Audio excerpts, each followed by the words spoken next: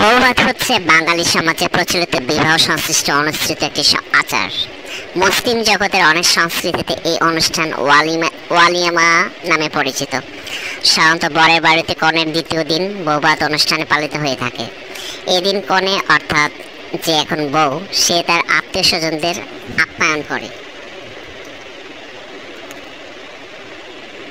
সাধারণত দুপুরের খাবারের আয়োজন করা হয়ে থাকে। সন্ধ্যায় সাধারণত বরের আত্মীয় স্বজন এবং বন্ধু বান্ধবদের আমন্ত্রণ ও আপ্যায়ন করে হয়ে থাকে।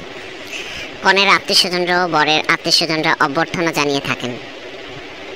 এই উপলক্ষে একটি বড় ধরনের ভোজ অনুষ্ঠান হয়ে থাকে, যাকে প্রীতিভোজ বলা হয় এবং প্রীতিভোজ অনুষ্ঠানও বলা হয় একে। এছাড়া কনে পক্ষ ও বরপক্ষের মধ্যে উপহার আদান প্রদান হয়ে থাকে। যাই হোক, এখন যা বললাম একটি আমাদের সমাজে, মুসলিম সমাজে যে বৌভাতের অনুষ্ঠান হয় সেই সংক্রান্ত একটি বিবরণ জানালাম আপনাদেরকে। আমি আজকে চলে আসলাম আমার কলিগের বৌভাত অনুষ্ঠানে। তো বৌভাতের অনুষ্ঠানটা অবশ্যই দেখার মতো ছিল। প্রায় 300 থেকে 500 জনের অ্যারেঞ্জমেন্ট করা হয়েছিল এই কমিউনিটি সেন্টারে। তো এখানে খাবার দাবারের মান আমার কাছে অনেক ভালো লেগেছে। বিয়েবাড়ির অন্যান্য খাবার যতগুলো খেয়েছি, এটা সবচেয়ে বেশি ভালো লেগেছে।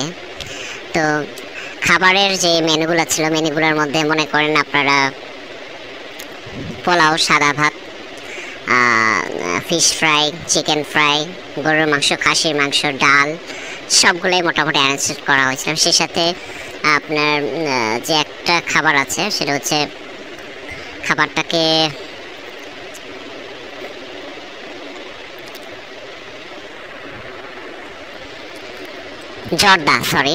ভুলে গিয়েছিলাম। জর্দাটাও অনেক বেশ ভালো লেগেছে। তো এখানকার পরিবেশ ভালোই লেগেছে। তো আমরা ফার্স্ট বেঁচে বসেছিলাম, যে কারণে হয়তো খাবারটা তাড়াতাড়ি শেষ করতে পেরেছি। অনেকেই দেখতে পাচ্ছেন এখানে দাঁড়িয়ে আছে। যারা খাবার শেষ হয়েছে তারা চলে যাচ্ছে, আর যারা খেতে পারেনি তারা হয়তো ওয়েট করছেন কোন জায়গায় বসবে।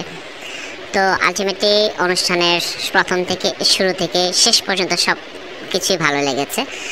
সেই সাথে আমি নবদম্পতির জন্য শুভকামনা জানাই, তাদের দাম্পত্য জীবন যেন সুখের হয়। তো সর্বোপরি ভিডিওটা আপনাদের কাছে কেমন লেগেছে কমেন্ট করে জানাবেন। আর ভিডিওতে যদি ভুল ত্রুটি থাকে তো ক্ষমা সুন্দর দৃষ্টিতে দেখবেন। ভালো থাকবেন সবাই। আল্লাহ হাফেজ।